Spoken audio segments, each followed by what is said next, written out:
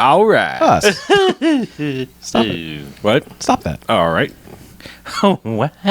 Why, Chuck? Oh, look. YouTube has changed shit. Oh, go figure. Why wouldn't they? Wow. Apparently I guess they're unfucking things. Well, that's part of what they're doing, but they've changed overlays and We got to talk about how he walks into the room. we totally got to talk about it. I got a little welcome in the room. Uh-huh. Come on, show me live stream. Go. 144p. There's hey, whoa. Oh yeah, you're right. They did change their player. That's the new live player on the web people were talking about. Live player. Well, the I new know. web-based thing. People were like, hey, it's new YouTube. Woo! New tube. New to YouTube. Tube. Man, fast on the draw on that tweet. Yeah. I tweeted real fast. Like a peacemaker. I was ready to go. Twitter.com Maker of peace. /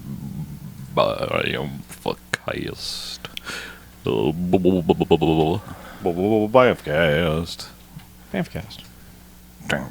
Oh no, don't. No. No. Oh, no. Oh, no. Oh no. Let out your monster. Chow. Come on, John.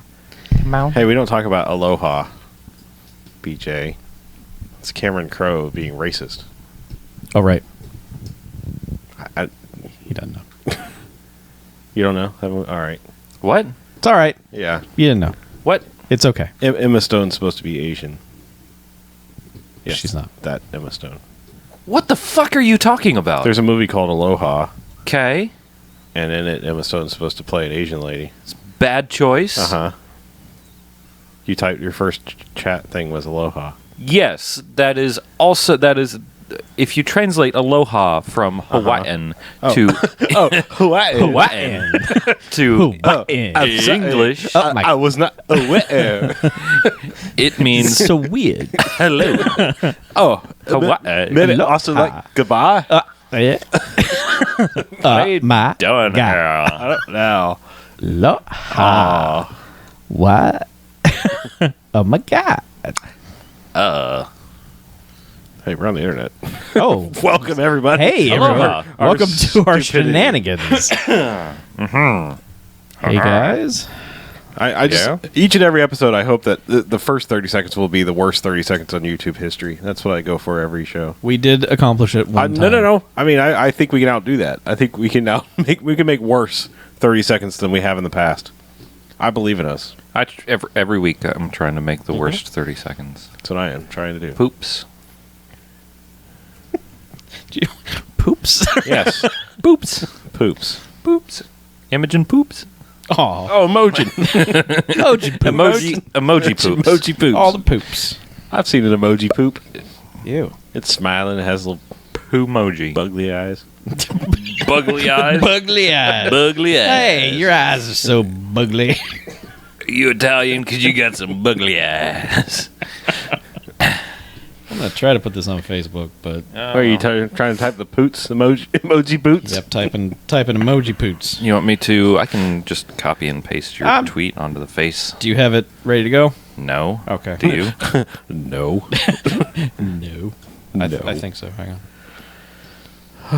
See how this treats it. Oh, man. I've forgotten what garbage Twitter is like. Okay. I definitely don't like it as much since they took away my background. I published something. That made it a lot Did better. you? On the facing book? Yeah. Okay. All right, I'll go like fave star that, whatever you're doing.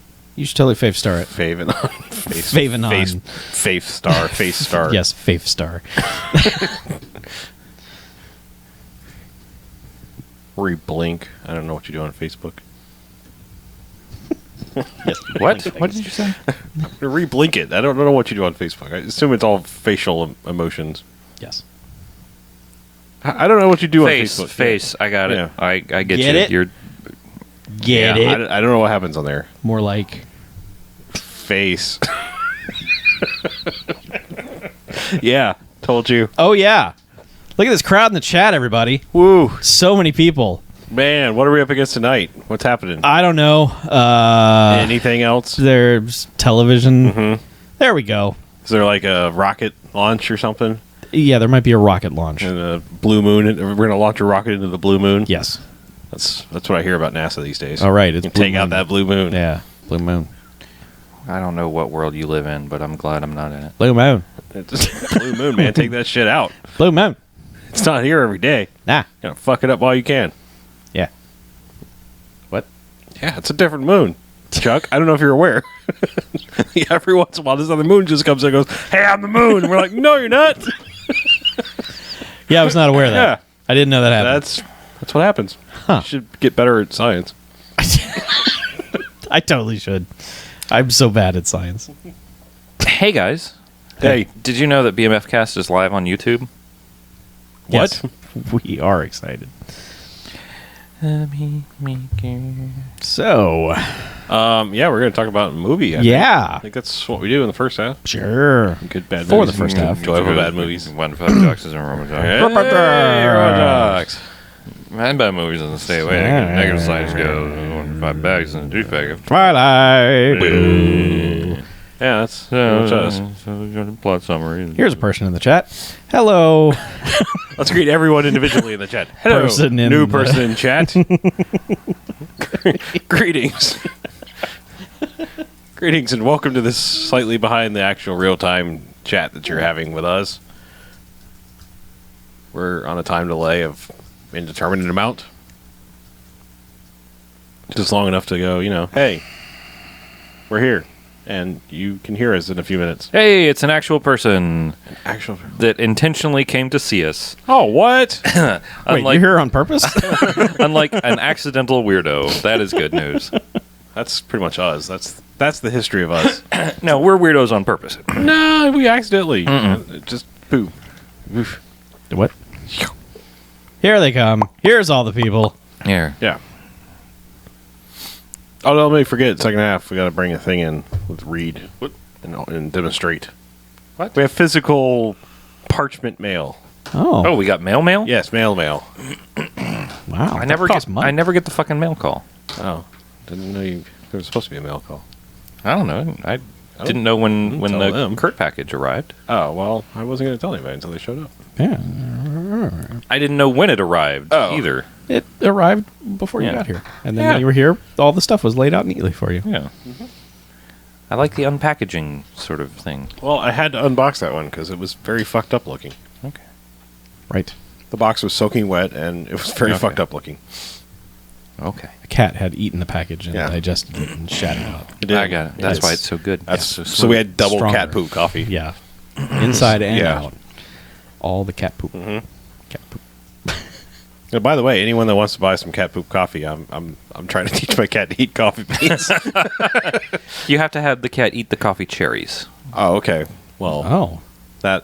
I wish I'd known that a Where'd few you days get- ago. Oh, no. Cat's been up. You've just like been force feeding like roasted beans to your cat's been cat. up on a These beans, 3-day straight. motherfucker. That No. explains all the weird brown stuff Shut on up. your You're carpet. going to like it. Eat it. Yep. Meow.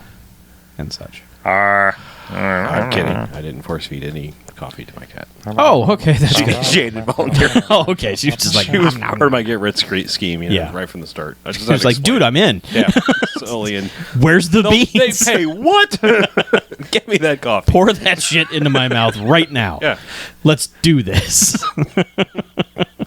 I'm a fucking cat. Yeah. Which I thought it was all weird when she started talking that much, but I was like, well, whatever. Yeah. By that point, you're like, well, whatever. You're going to make me rich, cat. So I guess if you want to talk, Yeah. go ahead. Yeah. You just eat all the coffee. I'll have the cocaine it was packed in. Yes, they have to smuggle cat poop coffee out in bundles of cocaine. Exactly, yeah. That's how dangerous it is. That's why it's so Like, what is this, cocaine? Get the shit out of here. That's cat poop coffee. Yeah.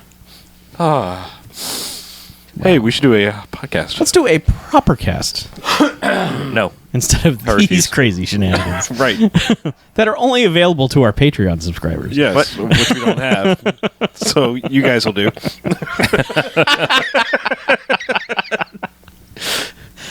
Oh man.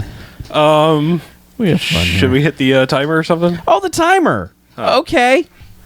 Yeah, hit it. Yeah, I With a- thought, for once we'd be all official and stuff. No. Make Chuck roll out of the shot. Yeah. We enjoy this. Come back, Chuck. Oh, I have to clap. Yeah. Why aren't you back, Chuck?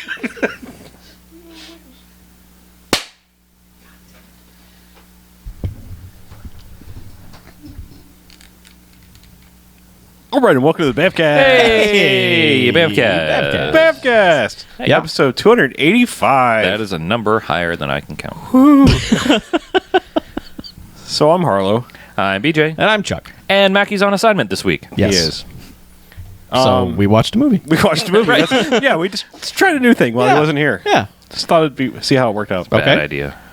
So what we do each and every episode of the BMFcast is we go ahead and we watch ourselves a quote unquote bad movie. Come in here, sit in front of these microphones and talk about it Yeah. Oh. for the first half. Then we rate them. Good bad movies, enjoyable bad movies. They get 1 to 5 jocks and robot jocks. Robot jocks. And the bad movies. They get a negative sliding scale 1 to 5 access and douchebags after Twilight. Nah. Twilight bad. No doubt about it.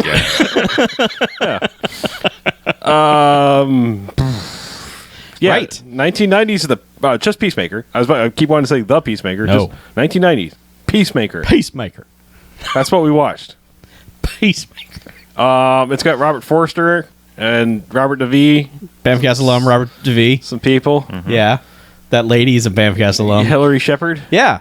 She was in Theodore Rex. Love that movie. So Big fan good. of that movie. Son of a bitch dinosaur. Plot summary. All right. I guess Yeah. it's gonna be sit down, brace yourselves, take a comfy seat. A doctor gets caught up in a war between two aliens. I'm done. What? Huh? That's it. Yeah. Technically, she's a medical examiner, which is a form of doctor, but She has training. do we call them doctors, though? Because, I mean, like, doctors, like, fix people, and she works on people that are Still a doctor. past the point of fixing. Doctor. I think that's why we go medical examiner. She has a doctorate, I'm sure. Yeah. She went to school. Well, people can get a doctorate in English. You can be doctor, professor, English speaker. Yes. Yeah. He taught Those me in people. 2 years in college. Doctor, professor, English speaker. Strangely, didn't speak a lot of English. I don't know. So, yeah, this movie. Oh, it opens with some kids making out on the beach. Oh, teenagers, like Yes. hanging out on the beach, like, doing typical movie teenager things like, Well, like, kid is laying down on the beach. Girl comes over with a cold beverage, puts it on his chest, and he's like, trying to freeze my titties off. And it's like, well, that's an odd way to start your movie. well, that's how this movie starts. And they're about to, proceed in ways that teenagers probably would. And all of a sudden, yeah. I guess technically No, over it the actually did credits, open with the credits, with the ship in space noises. Yeah. Yeah, well, there's lots of starfields and whatnot. And Right. Shit. This movie. Back it up to the credits. This movie is selling itself hard from the beginning. Yeah. Like the credit sequences, like the Big Bang and like starfields and all Yeah. kinds of wormhole shit. It's, time tunnels and a spaceship that may or may not be stock footage.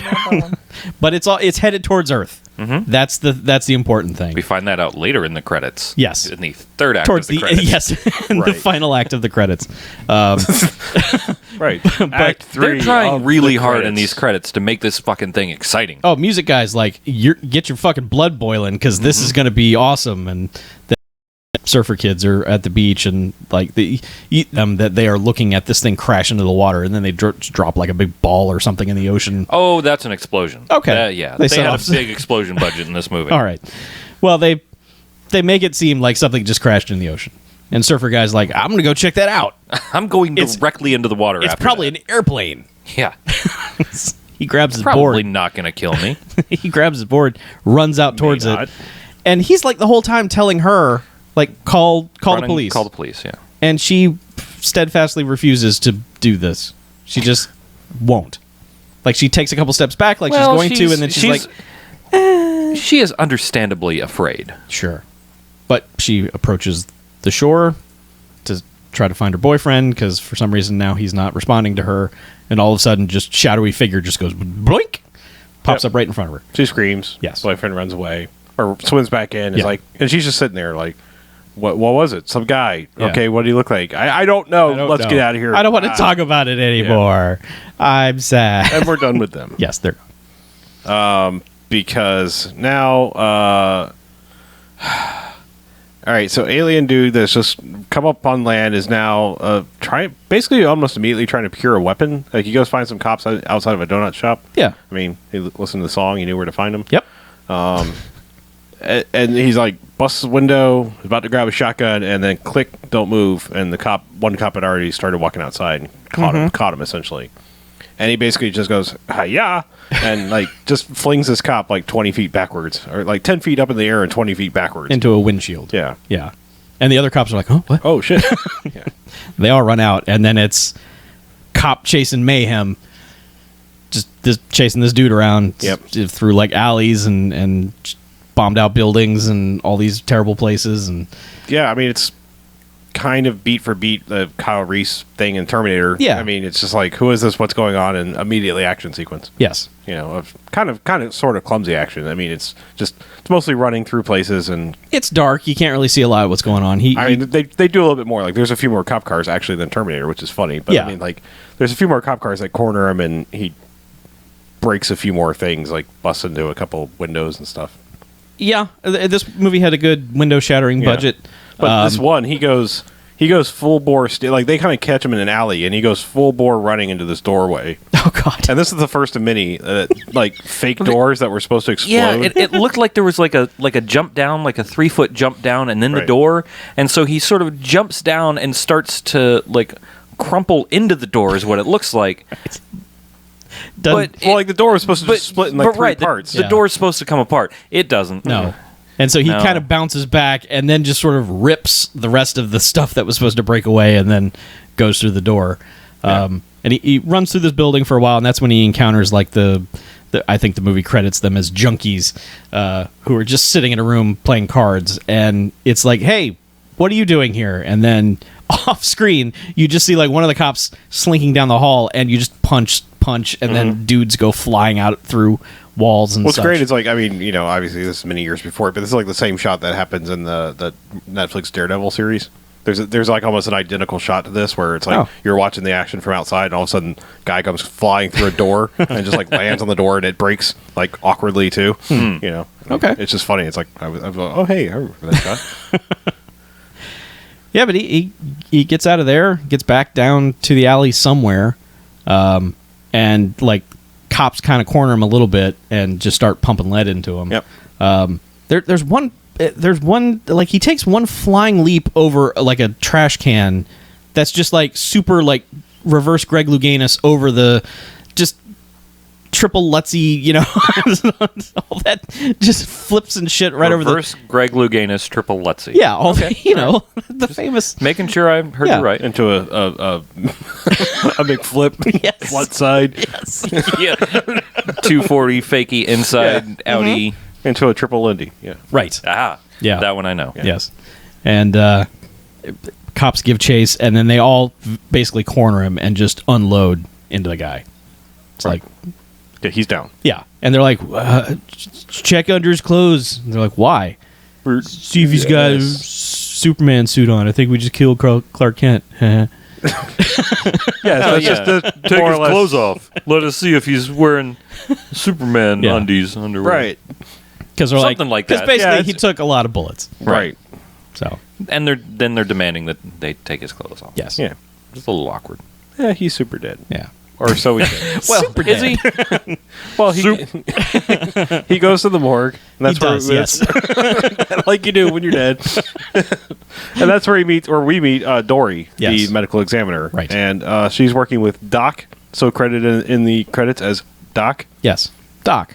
And they're like talking, and I guess Doc has to go do something because she's left alone with the body. It's the end of his shift.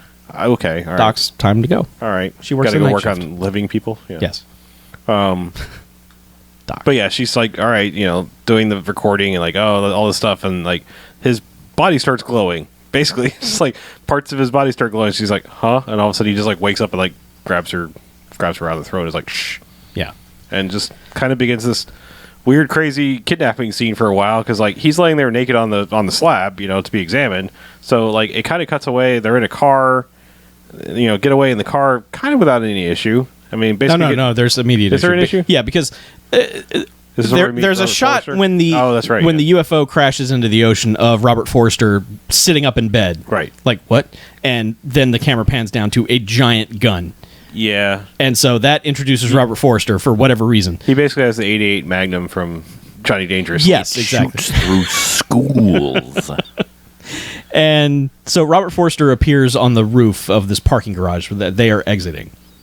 So he has the doctor lady has gotten into her car, and alien dude has commandeered her and that car. Okay. And they're getting ready to drive away, and then Robert Forster shows up and starts shooting at them. Right. And this begins like the car just playing chicken with Robert Forster, just driving back and forth at the top of this parking garage trying to hit him. Mm-hmm. Robert Forster jumps out of the way the first time, reloads his gun, and then when he comes back, just fucking crashes into Robert Forster, and Robert Forster just flies back into this van. The physics are a little weird. But I mean, great. It's like it's kind of like if someone were in like the Peter Pan hoist and just got yanked back into a van as hard as they could. Yeah, just yoinked him right back into this van. And you're like, oh well, killed Robert Forster right away. Yeah. That's a bummer. Well, but he gets right back up. Nothing lasts Forster ever. There's more fighting, and eventually Robert Forster goes over the side of the parking garage, down into a tree, and eventually lands face first on the pavement. Right. And the camera lingers on Robert Forster in this movie a lot for some reason, but it lingers on him for a while, and then it's like, oh, he's still alive. He gets up and hides, and then alien dude and lady drive by, and it's like, oh, he's not there. Well, let's go. And so they drive off. Yeah, and they end up going to her place. And yeah, I mean, like, all of this is just very awkward because he's, like, not really saying anything. No. He's just kind of grunting and pointing and being very handsy with her. Yeah, like the only command that he gave her, he grabbed her by the throat and made the universal sound. And she was like, oh, okay. Truly universal. Yes. And so they get back to her place, and he just starts fucking around with all her stuff. Right, yeah, he's like, TV. Here, she's like, TV, and this begins like him like learning the command of English language via like I don't know, it's like sub Rocky Dennis level like speech. It's like it's fucked up. Like it's just like, okay, guy, I get it. Sloth like, from the Goonies. Well, it's messed up because like I'm thinking about if I were to go to a country where I spoke absolutely none of the language, I would not suddenly like, hi. Yeah, it seems like it is paining him to make the sounds that are coming out of his face. Well, that may be the thing. He's learning to make human sounds. Maybe, but they don't normally like. She's like those dogs that say "I love you." They don't go "I love you." They go "I love you." Okay, maybe that's maybe that was his direction. Yeah, those dogs that say "I love you" do that, right? Well, yeah. I'm like I said, if I were suddenly going to French, I would be like, if you're going to go to French, sure. Yes. Like they all be like, "What the fuck?" Again. Yes. It's I'm a going different. to French. It's different world. You're going to French, yes. You mean you're going to freedom? Yes, freedom yeah. the country. But Freedom. Yes. I'll skip ahead just a little bit. We find out that the gravity is twice Earth gravity on their planet. Yeah. So the air is going to be more dense. So it's going to be harder to push air out of them lungs. in on their home planet. So it's easier here. Oh. So he doesn't just want to go like the Micro Machines guy. He's trying to slow himself down, and he's overcompensating because he's not used to Earth speech. That makes a lot of sense. Yeah, because I've had a lot of caffeine. I can justify anything. That does make sense. Rationalize anything. Anyway, he doesn't speak well. And he continues that for the rest of the movie. Well, not as bad as this initial go-round. No, but he never gets much better than after this, because like he's flipping on every piece of electronics she has, and he's like brought out another television. Well, like he turns on the radio, and she's like, "That's a radio," and he's like, Radio. "Radio." I love that Cuba Gooding Jr. And she's just like, oh God, what's well, you're dumb and you don't understand English, so I'm going to pick up this thing called a telephone. She's like, as long as I smile, I can say anything. And I'm dialing 911 now, and please come help me. And it's a recording, obviously, because that's the joke about every LA 911 thing is that it's a recording. But yeah, so he goes and gets another television, sits it down to the first television. She gets angry because she's put on hold. Well, yeah. And then he's like, her voice changed. It must be a problem. Right. He goes over, picks up the phone, but crushes it just into bits by doing that, and then pulls out the phone cord and ties her up. Well, loosely wraps phone cord around her. She's not really that constrained, but she promptly just goes to sleep. She's just like, well, time for a nap. And then it's the next day, and he has learned English. Yes. From television. From television. Yeah, it's a good place to learn it. He's like, I am... From France. Right. So, I am from French. I'm from French. France's mustard. Yes. Yeah. So, there's a lot of back and forth between these two, and it's kind of irritating, because she is super jokey for no reason. Because she doesn't learn, like, after one time of using, like, colloquialisms. It's like, she doesn't, like, go, oh, maybe I should stop doing that. It's just immediately like, well, you don't understand that joke, but that's a joke, and you should understand jokes. Ha! So, like, every joke she says is just for us, and that's dumb. And they're not even jokes, really. Maybe it's for they're her. terrible. I don't think so. Her sense of humor is terrible. Because her jokes are just basically like, what's the deal with airline food? Am I right? Space alien, huh? You know, it's like, okay. Airline food. Yes. First class. Yeah. Yeah. So he kind of explains that he's from space. Right. And she's like, yeah, I kind of figured, but... I didn't want to say anything. Yeah. Like, and they go to the beach. They do. He likes long walks on the beach. Yeah, my ship's out there and underwater, and I've lost my key card, which will allow me to power. And she gets upset. She's like, "So you've done all this because you lost your keys? Oh well, great. Yeah. So now what?" And I don't know. Like, I mean, there's scenes I want to cover in the second act, but like plot wise, I mean, I think we can sum it up pretty quick. Like, eventually, somehow she gets away from him and goes, like, Robert Forrester limps away, like his legs all fucked up from the previous evening of being chucked into the van. He went and hid in the public library. Yes, he hid in the library on this couch and all bloody stumped and everything, and like wakes up in the morning and there's two cops waiting for him. Yeah, they're like, well, go find the body because this guy's covered in blood. It's not his. He has no wounds. Right. So let's go look around. Let's go look for a body. Yeah, and they handcuff him to a radiator. Right. While they search the library. And he's already in this. Hopefully on his right hand. He's explained that, like, the I don't know, what's his face? What is his name? Trevor. Trevor? No. Townsend. Yes. Pete Townsend the alien. Yes. Why do they have such regular ass English names? I don't know. Maybe their planet is Townsend. Why is he? Yates. Why is he a human? I mean, they're not in any way alien. They just have different metabolism than we do. Right.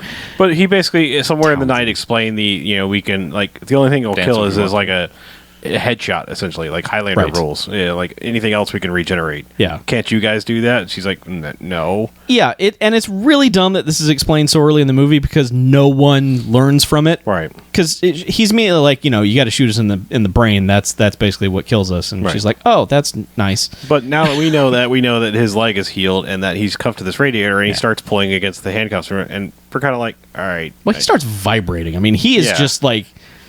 Right, I was just saying, like, we kind of know what's coming, and essentially he pulls his hand off through the handcuffs, and lops his own hand off and gets away. And it's funny because when he does it, he's just like, rah! And the cops are like, what was that? Go check it out. And then they go over to where he was. They didn't say they didn't feel pain. I know. He might have felt some pain. I know. That might hurt a little. But yeah, so they go over to where he was, and there's just a hand there, and they're like, huh. Well. Caught you. Yeah. Red-handed.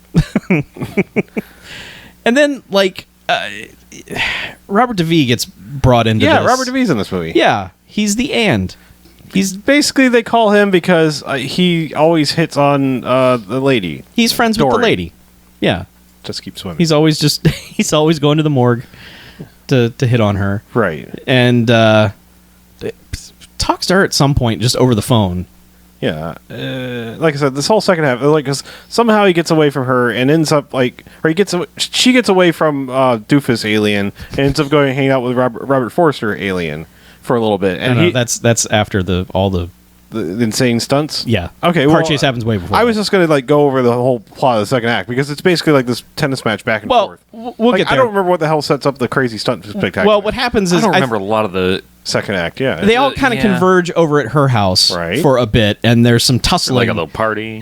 Yeah. There's a bit of tussling, and like, lady tries to attack Robert Forster, and Robert Forster just kind of punches her in the back of the head. And they just fuck up this house. Like, the two of them fight, and this leads to them getting into cars and driving off.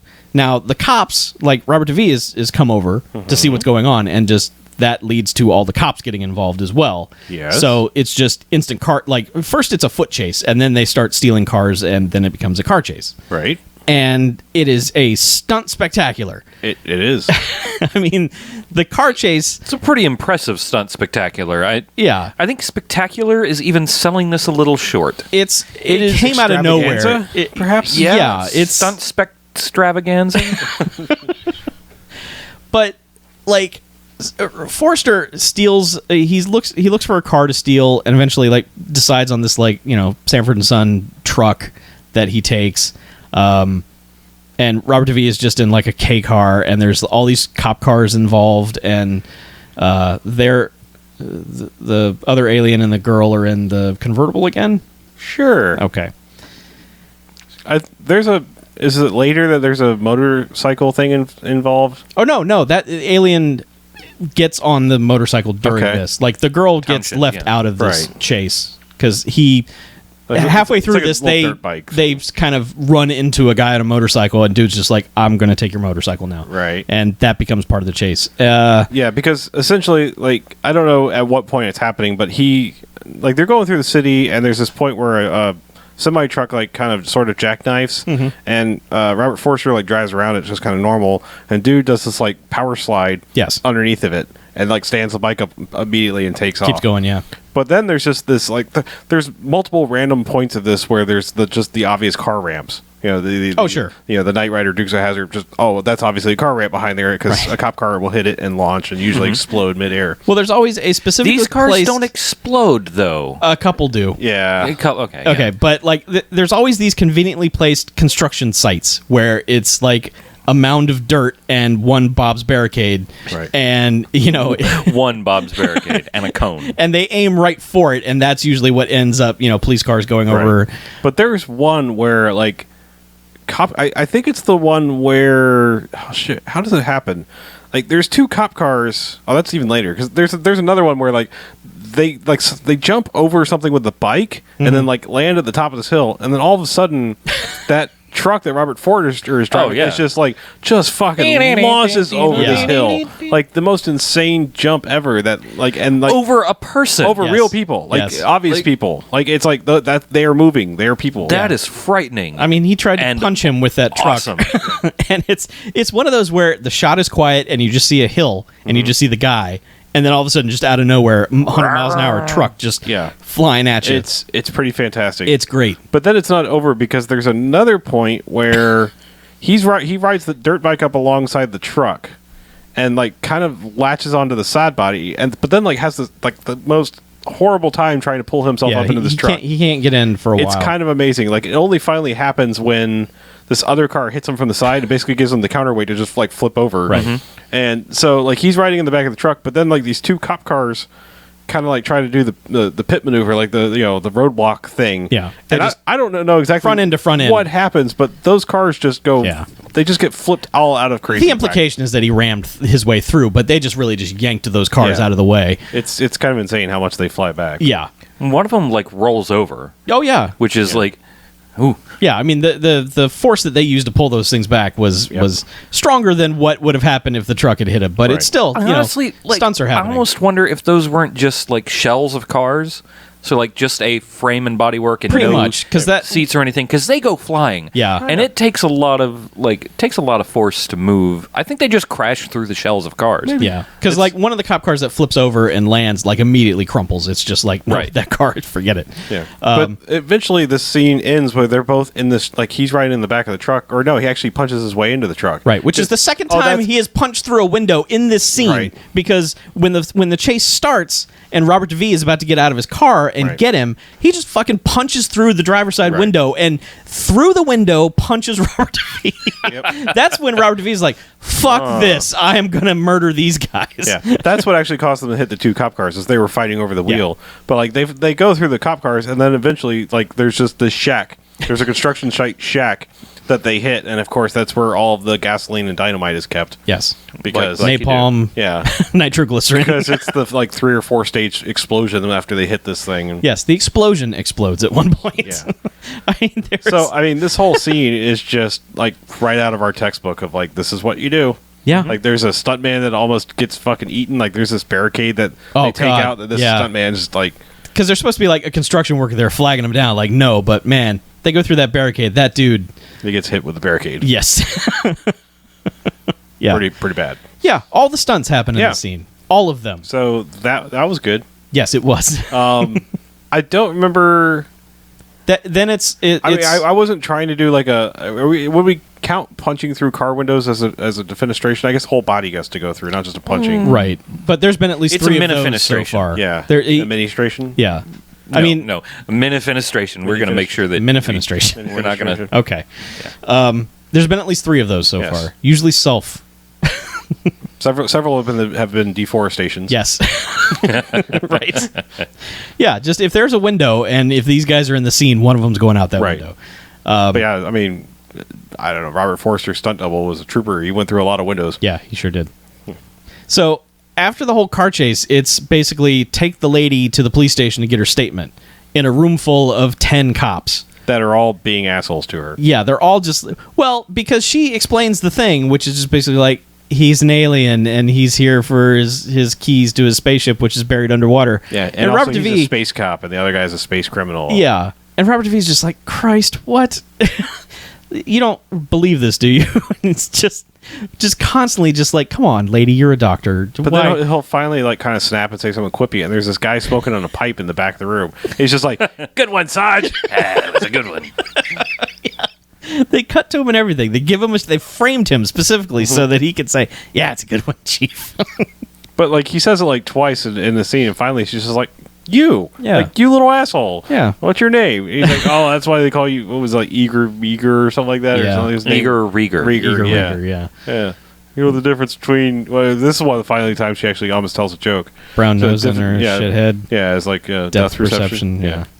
So And he's like, that's- "Fuck you." Yeah, good comeback there. Guy. Yeah. Good one, Chief. That should have been a response. Yeah. Yeah, but So, like, she knows that they're both going to eventually regenerate, but she goes home and then that's actually where she meets up with Robert Forster. Robert Firester at this Firest, point yeah. because he is burned to a crisp. He is. And he kidnaps her. Yep. He sits and regenerates after he convinces her to not kill him for a few seconds. Yeah. And then explains the whole, like, no, I'm actually the cop and he's the criminal. He takes her to, like, an abandoned factory of some kind and straps her into a car seat. That's in Not the- like a children's car no, seat. like an but actual seat from a car. out of a car, yeah. And seat belts her in. And then it's just like, I don't know what that guy told you, but I've been here for 20 years and everything he's saying is bullshit. There's lots of us here. Yeah, he's and like spinning as like this was some like, you know, commune, like refugee camp or something like that. he's basically in the witness relocation Okay, program. He was so just like, my planet sent me here. You know, that guy had to learn English by watching your television. I'm speaking it just fine, so obviously we didn't show up at the same time. He's looking for that card because it's the identification of who he's supposed to kill. There's another one of us here. Right. He's supposed to kill that person. So you and I have to go stop that guy. Yeah. And And she's find- like, oh, yeah, okay, I this have makes the card. sense. I know where the card is. Well, she's basically like, yeah, this makes a lot of sense. I'm totally on board with you. Right. Let's do this. And that's when first guy, you know, ocean alien shows up. Townsend shows up at the factory and just immediately starts trying to kill country alien, city alien. starts trying to kill them. And so the movie's like taking this turn of, oh, okay, well, I guess Robert Forster's the good alien. Let's run around with him for a while and do stuff. Yeah, because eventually she's like, I got to get away and I got to go to the morgue. Where she's like, I'm going to go find the key card. Yeah, because they go back to... He gets fucked up and she's like, you can't go anywhere while you're fucked up. They go back to his place. Yeah. Because he's gotten shot a few times, but he has pumped the other guy full of drug bullets. Drug bullets. And this isn't some, like, jokey name that we have for them. This is the jokey name that the movie has for them. Drug bullets. Drug bullets. Drullets. So they're gonna slow that guy down and give them time. Right. But he's still kind of fucked up, needs to regenerate again. So she's like, well, give me an hour. I'm going to go find the key card. Yes. So she slips away and like goes to the morgue, and of course it's in his pile of clothes and stuff from when he was on the slab, and gets it, and then like almost immediately like she meets up with that guy again, Townsend again. Well, she goes back to her car on the roof of the park. Yeah, and Townsend and he pops out like, "Hey, yeah, what's going on? Where's Paco or whatever the Yates. Okay. Where's Yates?" And she's like, "I don't know. He didn't say anything, and I ditched him." And the guy's like, "Oh, good. Let's go. Let's." Yeah, and like we're at this point, we the audience have no clue who the good alien is. Yeah, like we're like, okay, which one is it? Yeah, because she's me like, fuck, this guy's gonna kill me, and the alien's like, let's go to a hotel, and she's like, shit, all right, let's go. So they do.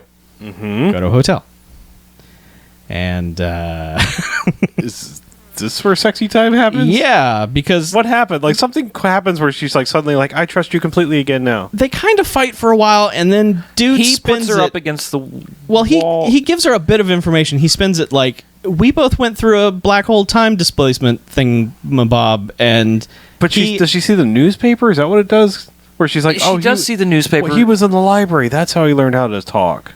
That's what she makes some weird leaps in logic combined with his not too convincing time black hole thing. Yeah, just watch Interstellar one day. Yeah, and it's like, and then he like pins her against the door, and she's like, no, what are you doing? No. And he's like, you've seen me naked. Yeah. Am I anatomically incorrect? And she's like, why won't you sleep with me? She's like, I'm all into interracial, but not interspecies. No. And he's like, whatever, I'm going to go take a shower. Did she actually say I'm into interracial? Yeah.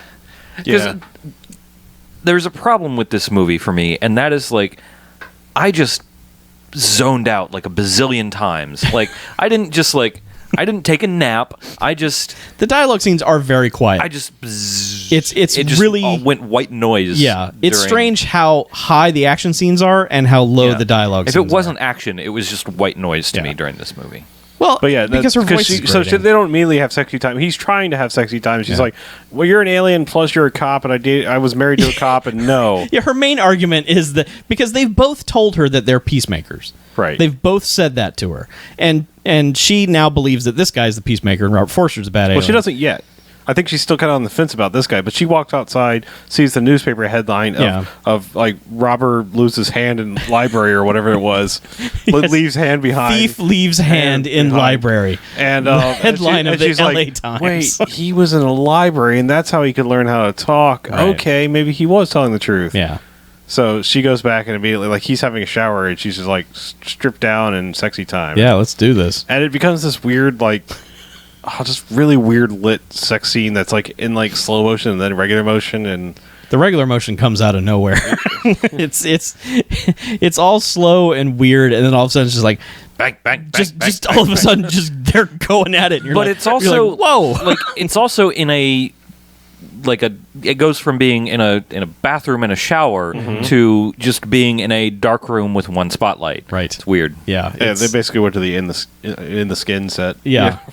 Or under the skin. Yeah. So then, like, it's the next morning, and he just comes in and wakes her up, and her like the first thing she says 2 seconds after being asleep or waking up, is like, "Well, talk about a close encounter." It's like, God damn it, lady! Why would you wait until morning to lay down that shitty line? Say it right at the end, right before you go to sleep, so you can forget all about it, or right before they start. Like, talk about a close encounter. Don't say it. Yeah, well, that would be the best because it's choice. Also lost on him, and we don't care. Yeah, we totally don't. But yeah, Anyway, so yeah, they have the sex. yeah. They E.T. Bones home. Yes.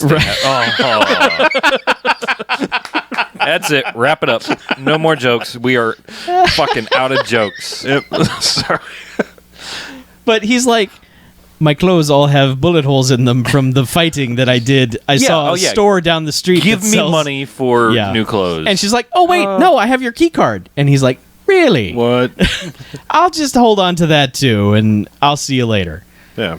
So, The money's on the dresser. right. So, For I don't. me, because I need clothes. He leaves. She gets up, and I don't know. I don't remember what happens to make her immediately change her tune, but she does quickly. Something happens to where she's just like, oh, fuck, I slept with the wrong alien. And she goes to escape, and he's just standing there, like right in front of the door, like going somewhere, and kidnaps her again. So we're like, what? Who is the good alien? Who's the bad? What is happening? Because we still don't know. No, we don't. So he's like, take me to Yates. Just take me to him. So they go to his apartment to where he is. I don't know what he's doing. He's like shaving or fixing his hair or something. And they just burst in and immediately start fighting. Or no, they don't start fighting yet. It's an illegal alien standoff.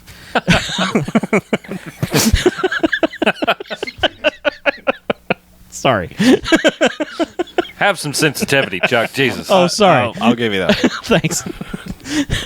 So they're holding guns on each other, and Robert Forster's like, I'm just going to blow her brains out. And, Townsend's like, fine, I don't care. And Robert Forster's like, good, cool. Yeah. And starts to, and then, Townsend's like, no, fine, here, shotgun, you sorry. called my bluff. Yeah. You win. You're the more evil of the two. Yeah. Because he's like, all right, now turn around slowly. Yeah. Yeah. Take off your jacket. Yeah. Where'd you get that scar? Van. Right, because she tried to escape. All right. There's a line he says something like, what does he say? Like, I think you got run over or what? When Robert Forster pulls a line, and he's like, "See, humor. I've been here 20 years." Oh, yeah. He's like, "Do you feel a little run down?" Yeah, run down. Yeah, that's a joke. Yeah. See, humor. Bitch. Yeah. I get it. I've been here 20 years. Yeah, because when she tries to escape from him, she steals a Carnation delivery truck and basically runs him over, but doesn't run him over because he pops up right at the end, and they both run into Yates' that's apartment. what it was. So he's like, "Where'd you get that scar?" And it's like, "Well, when the van hit me just now," and he shoots him in the scar. Yeah, looks like a Tealing nicely slam. Looks like that.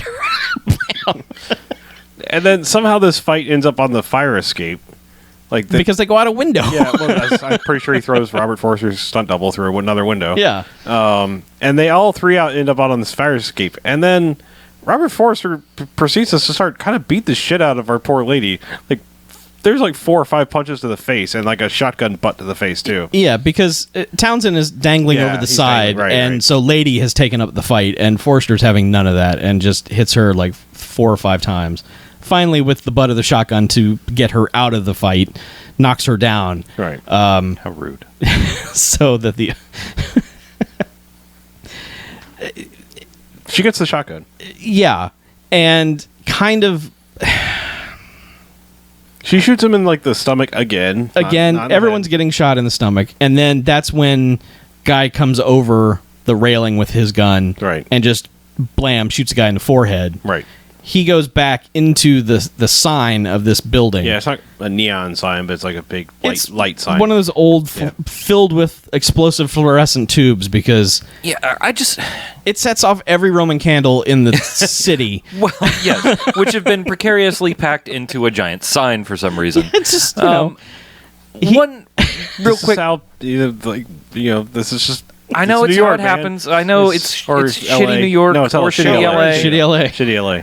But if we could take a quick 2 steps back, when he shoots him in the forehead, he puts the gun not perpendicular to the front of his head, but parallel with the front of his head. It's it's weird. It looks weird. It does look weird in a movie that does things. That's why Robert Forster's not Brandon Lee. Yeah. Well, yes, but I mean, I'm just saying. Yeah. Some people knew this, some people didn't. Yeah. like I know that in 1990, I know that they probably knew how blanks worked. At least some people did, and that they could still fucking kill you, but have a fake Robert Forster head or something. But anyway, that looked really weird, and in a movie where they do a lot of good stuff with the gun work and the other than scratching people with it and poking them in the face when they're talking. Robert DeVee consoles the girl at one point by rubbing his gun on her face. What I mean is, like, when they shoot people, it looks good in this movie. Okay. When they hit somebody with a car, it looks pretty good. Yeah. Except for when Robert Forster pogos off screen, pretty much hey man, pogos into they're that not van. used to that gravity. Yeah. But anyway, basically, before they got out onto the fire escape, Robert Forster basically says, "Yeah, I came through a black hole and came out 20 years before he got here. I've been here for 20 years. I'm really the bad guy. Right. Let's do this." So every idiotic the gun thing, turn onto her was pretty much the clue of, like, yes, I'm the bad guy. Yeah, but we still had to clear up, is there like a third alien here? Right. What's all that? No, it's just Robert Forster's like, yeah, I'm totally the bad guy. Yep. That's what's happening. I'm the bad guy. Yeah. So he goes flying back into the sign, sits there for a while it explodes, and then finally flies out the backside, fully inflamed. Right. Another Robert Forster fire. And Only you can prevent Robert Forster fires. I think he made that joke earlier. I think Harlow made that joke earlier. Whoever wants to take credit for it. Whatever. But so just flaming Robert Forster is falling off this building, hits the pavement, and fucking explodes. Just like you see pants fly off. He does. This is, I will say, out of, 285 episodes, this is the only second time a human has actually exploded with no reason to have anything actually Well, strapped not a to human. Yes. Well, okay, a humanoid. The other one was a evil, like, demonic witch, too, Oh, and right. Curl. So. Yeah. But yeah, man, he's on fire, hits the pavement, and just Fucking explodes. disintegrates. Like a grenade. Just boom. Yep. And so she explains to police that obviously the other guy, Robert Forster, died in the shed fire explosion. The other guy must have gotten out somehow, but he's now dead, of course, and in the morgue. Right. So she goes to the morgue and pulls out the drawer, and he's like, "Oh, hey, Yeah. So, let's go to the beach again." yep. She gives him the key card. Mm-hmm. They go to the beach. And they say goodbye like, like "Bye." 16 times. Yep. She's like, "You son of a bitch, space cop." Yeah, you're leaving because you're a jerk cop, and I hate cops. And he's like, "Yeah, kind of." Don't go, Space Shane. That's what I Don't do. go. Yeah. Spain. Don't go, Spain. Don't go, Spain. So she kind of walks away, looks back. He's there. Looks back again. He's not there. Yep, he has dived He's space into the ocean. Space vanished. Dove into the ocean. Yes. Dived. He's gone. Yep. He went home. Took the ET plunge. I can't use two ET jokes, damn it. Oh, no, that's a good one, though. Disqualified. No. I think E.T. I think it's qualified. ET plunge. I like it. Approved. All right, fine. All right. Yeah, so then credits roll. With That they do. unconvincing end credits music. Like, the guy was no longer interested in selling the movie at that point. Nope, He's just no, like, he spent it all in the beginning. yeah, it's like, well, let's just make some This sounds. is everything I have. Guy Yeah. promptly retired. It's just bop, bop, bop, bop, bop, bop, bop, bop, bop, bop. It's Yep. just a lot of that. So, yeah, no Stargroves or anything like that. Nah. No. I think we go on to regular ratings. It is we do. time. Yes, it is. I can go ahead and rate it. I'm on, like, I during that stunt extravaganza spectacular Would you like for me to tell the audience what you declared it during that? I believe I immediately said it was a Five Jocks movie. You did. It really only had to go down from there. But in the end, it is not a Five Jocks movie. It is a Four You're Jocks correct. movie. I'm gonna go. That stunt spectacular is strong enough, and there's enough stupid things that I really love in this movie. But, like, man, you're kind of right. Like, every time it's just talking, and every time she's unfortunately basically having to drive the dialogue because other guy is talking, like Chunk or Sloth Or both. Yeah, a little bit of both. Yeah. Yeah. It's kind of painful, but like the good bits are so good, and like this would be an amazing double feature with I Come in Peace. Just absolutely great. Like, just watch these two movies. Like, I'd say watch this one first and finish with I Come in Peace, because I Come in Peace just ends on that, like, fuck yeah! Yeah. This doesn't quite end that strong. But that middle stunt spectacular is... It's one of those misplaced action scenes that's better than anything that comes after it. Yeah. Which, the stuff that comes after it is fine. I mean, like, the whole thing through the sign is pretty good, but it's not as good as Robert Forster trying to murder him with that truck at one point. Nope. So, yeah, that car chase, woof, good stuff. Yeah. Okay, looking at me like I need to go. So I will. Good. Like I mentioned earlier, there were a lot of moments in this movie where I just zoned out. I'd say probably about a third of the movie just fuzzed into white noise for me. It didn't even happen. Which is weird, like I said, because I didn't fall asleep. I was awake, just none of it registered in my brain. It could be the caffeine. It could just be the fact that it was really that inconsequential. But the other 2/3 of this movie was rather exciting. Like that stunt spectacular-ganza was right out of a Five Jocks movie. Yeah. The stupid one-liners were stupid. They were really stupid, but they were groan-worthy, but they were sort of endearing in a way.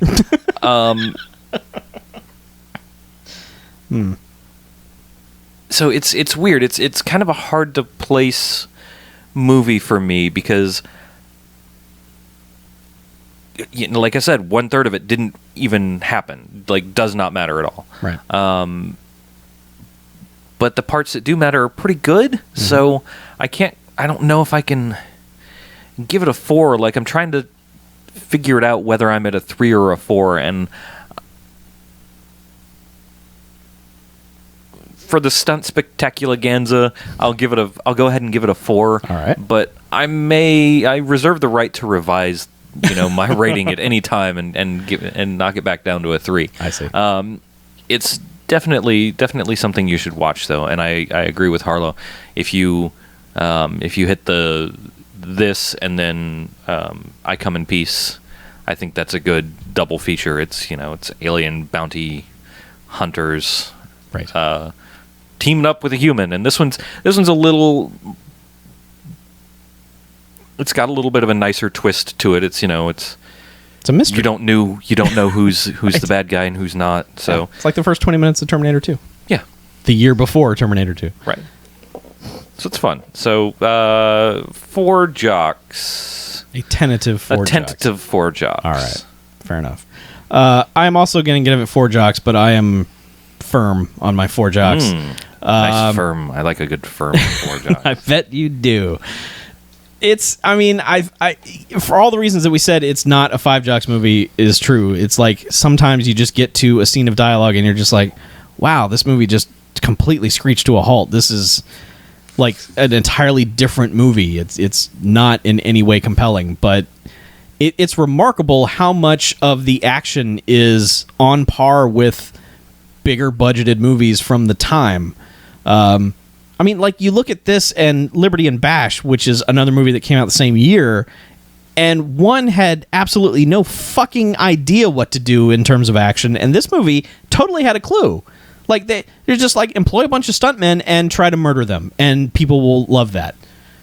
And I like some of the stagings of the fights I thought were interesting. Like, I liked when the two of them were fighting in her house, and Robert Forster shoots Townsend in the stomach twice and then just proceeds to punch him in the bullet wound over and over again. Yes. I that kind of thing is like, yeah, that's what I would do if someone was shot. Punch him in their fucking bullet wound. Just keep pounding on that guy. I thought it was also smart, to take a cue from Liberty and Bash and not include the alien abortion side plot that would have taken up the entire second and third act of the movie. She's going to have some issues in the next few months. The whole. I don't know if you wore a space condom. I kind of that whole love scene, all that. They were going for like a Starman thing, and it's like done that. Just a boy. So, but other than that, it's one of those things where it's like this movie came out of nowhere, never heard of it before, and it's just like, wow, that's something pretty good. This should probably be seen by more people. Yeah, I don't know why It hasn't. I mean, it's got gained a no lot more traction at traction, all. yeah. Like, no one talks about this movie. No. Just next week, it's gonna play at the fucking Alamo sure, Draft Alamo House. will be like, "Hey, check and there this will shit be out." and the day after that, there'll be a riff tracks for Yeah. it. But and we I will did- get none of the attention. I did find out, like, during this, like, the guy who directed it also directed, like, the first 2 Witchboard movies, which I saw recently, and those are really strong. What's a witch board? Like a Ouija board. Yeah. Like a Ouija board? Yeah. A Witcher board? And they also have some pretty insane car stunts in them. So, I mean, this guy's like, I don't care, punch up this movie with some car stunts. So, you cannot state enough how amazing that Can scene I just is. like a lot of movies like of this budget and of this sort of style, like when you have those 70s Ford LTDs or Crown Vics or whichever they are, like sliding all over the place, they do the thing where they like take a turn and they just fishtail really bad and then sort of drive. These cars actually fucking turn. They drift through the turns nicely. So the stunt drivers for this movie, good job. They were aces. Yeah. Yes, they were. They were very good. So. It's little things like that go a long way with me. So, Yep. All right, well, let's take a break, shall we? okie dokie. All right. I don't want to. I love our people so much. You did miss the random guy walking on the sidewalk, so that probably helped your rating stay up. There was a random guy not walking on a sidewalk. He's walking his dog in the middle of the street. Okay. Oh no! when there I was saw that clearly guy. a sidewalk in the shot. Yeah. I saw that. Well, no, you saw that. That's right. He made a return. Oh, yeah, appearance. that's right. Because When that they- dog was like, oh, when, yeah, that's right. They shot off a shotgun like near this dog, and this dog flipped the fuck out. Yeah. Like did a somersault, like Yeah. trying to get back from. like, get me out of the scene, please. Oh yeah, yeah. Yeah. I yeah, you believe saw I that. Yeah. Yeah. There was he made an appearance before that when you walked. out of the room. Yeah, you were. Out of the Oh room. okay. When I was Yeah. urinating. Yes. Um, So, we'll be right back, everybody. Nice to meet you.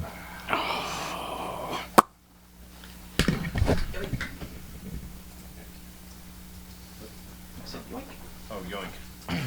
That was a yoink. Yoink.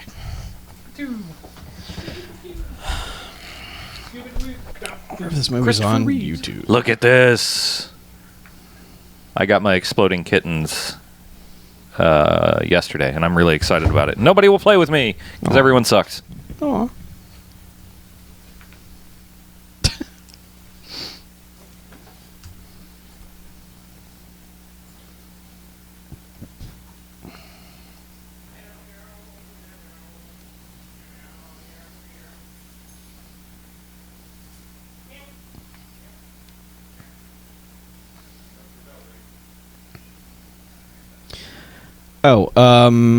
This movie is, I forgot to mention during the show, but you guys during the chat, this movie is available on Epix, which is a cable channel on some providers, and they also have an app. So I actually went there and checked it out and verified it. It's there. So if you have access to Epix, and I think it gives you like a 14-day free trial, you can go and totally check that out. You should really watch this movie. So The stuff that I don't know if I don't see a valid copy of it on YouTube. Stuff that I brought back from New Orleans that is real good.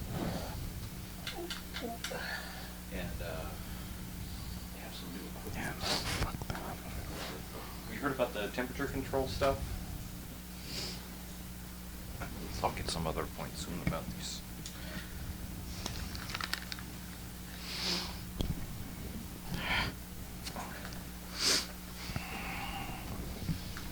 I will probably not go to see Fantastic Four. I will. Because I don't give a shit about it. I will. I'll tell you about it. Thanks. Sure. You know what theater I'll be at, Chuck, if you want to go. What? I said, you know what theater I'll be at, Chuck, if you want to go Oh. see the fours that are supposed to be fantastic. Are you going to go to the assigned seating theater? Hell yeah. I have no interest. Okay. I'll still go. I need to go see My streak is some good on movies. Marvel movies, even if they're quasi-Marvel movies. All right. So, we have a new Peacemaker's on movie. Epix. Yeah. Epix. If the copy we had wasn't up to speed, I was gonna say let's do that, but our copy was just as good. So, All right. yeah. So, 2 movies. yeah, we have a new movie. What else do you have? Older thing? Newer thing? That documentary that was recommended to us last week. Okay. I watched a shitload of TV and then a movie that tied in with some of the shitload of TV that I watched. Okay. Well, let's see what happens. TV corner? Maybe. Do we You have ready for correspondence? we do have correspondence. We need to at least... You have a physical letter and there's an MP3 file. Is it on parchment? Is it a cloth map? Throw it away. No parchment, no reedy. Okay. Fuck yeah. I can read the correspondence, I guess. We have 1 correspondence and 1 voicemail. I think so. We have a bunch of old shit that's still starred. Alright, that's good. I would like to see Straight Outta Compton. Shit. I took notes on the back of the parchment. I grabbed a piece of paper. It's all right. Not like it's handwritten or valuable or anything. Well, it is. A viewer sent it to us. A listener. Listener. This letter is trying to tell us something. It's cool that a listener. Listener. Yeah. Viewer / because it's what, Scott Deuce? Yeah. It is Scott Deuce. Yeah. Scott Deuce. This is Scott from which location? I don't know from whence he hails. I think he was in the chat. Are you still here, Scott II? Where art thou from? Oh, 3 p.m. That means why. Okay, yeah, where you be from? Yeah, I want to see Straight Outta Compton. Now, dude. 3 p.m. I think we've all Delaware. Okay. Oh, Scott from Delaware. We've got Delaware. Scott from. Hi. We're in Delaware. I'm in Delaware. There's an MP3 file to download. Oh, okay. Yeah, there's a versmol. It's not a FLAC file. Boo. I have watched Quigley Down Under. I very much enjoy it. It's somebody asked in the chat. Oh, really? Oh, yeah. The movie's great. Yeah, it's too good for us. Yeah, Too good. I mean, I remember talking about it and saying very nice things about it when I was talking about it. Mm-hmm. It's Tom Selleck's mustache shoots things. Yes, it does. Wait, literally? Yep. Yeah. It shoots Snape. What? I what? Yeah. Quigley. Killed. A mustache shoots a man. No, Is that what you're telling me? Not really. It's just a very powerful mustache. You son of a bitch. It is very beautiful. You're about to set me up to hate that movie. I hope you know that. If I ever see it. You hate anything I would recommend, so. Well, that's not necessarily true. It's totally true. Not true at all. All right, things are pulled up.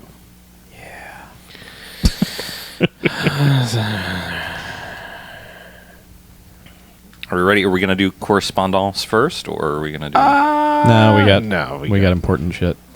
Oh, and correspondence isn't important? Wow. Look at this. Wow, really? Yeah. This is so important. I am holding it in my own hands. You have a printed out email too, or an email? Yeah. No, it's not printed out. Well- This is called a phone.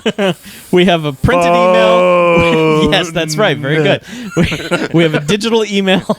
Right. And we have an MP3. An So audio we've got email. 3 separate forms of correspondence. All right, Audio fine, email. fine. Yeah. Printed out email. You Jesus. know what I mean. No, I did not. Learn your words. A print version of media, like typity type. Typity type. I thought we had the letter. What's I thought we had an MP3, and I thought that was it. No. All right. I said we have an email. Okay. Voicemail. All right. Okay, guys. In your fucking ears. Oh, whoa. Easy, caffeine boy. I mean, they're sexual ears. Let's They're all fucking- just calm down. Okay. Wow. Where? It's escalated quickly. Shut up. Real fast. Podcast. Let's get back to it. Yeah, let's get back to it. Right. I'll stop playing with a thumb drive now. Hey, there's the thumb drive. Yep. Just need like 9 more. Yeah. You're gonna do a timer? Nah. What? No. We just need This the could first... get out. This could get out of hand, man. It'll be all right. This could get out of hand. It'll be all right. If we go to TV Corner, that can get out of hand. We may not make it to TV Corner. It's timely. It's up to you. Police yourself. Fine.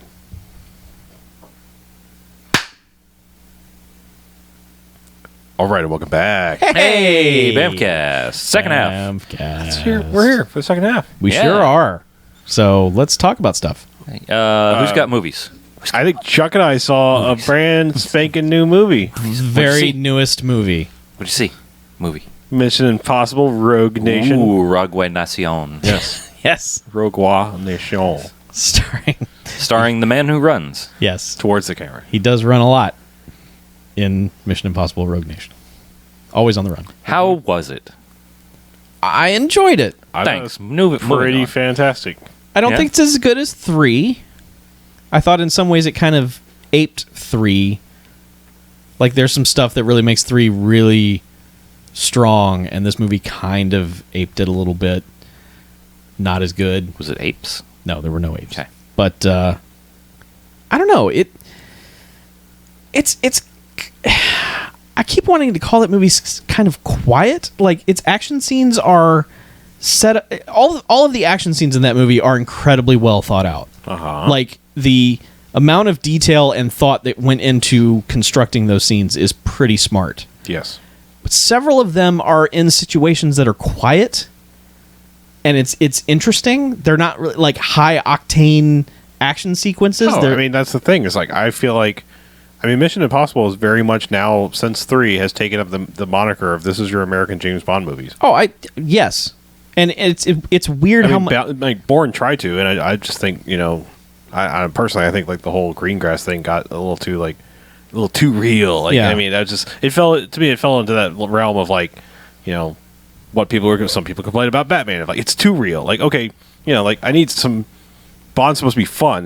Supposed to be like, I can't imagine even a highly trained person to be able to do that. And that's what Mission Impossible brings. It's like, we have cool ass gadgets, unlimited funding, and people who happen to be really good at this shit. Yeah, I did like that.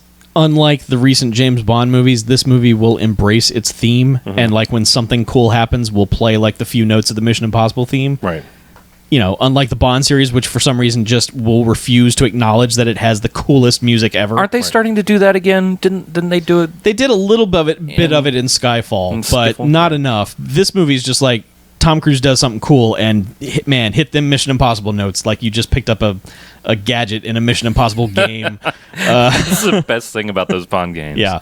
So- yes, I want that in my movies, and they won't do it.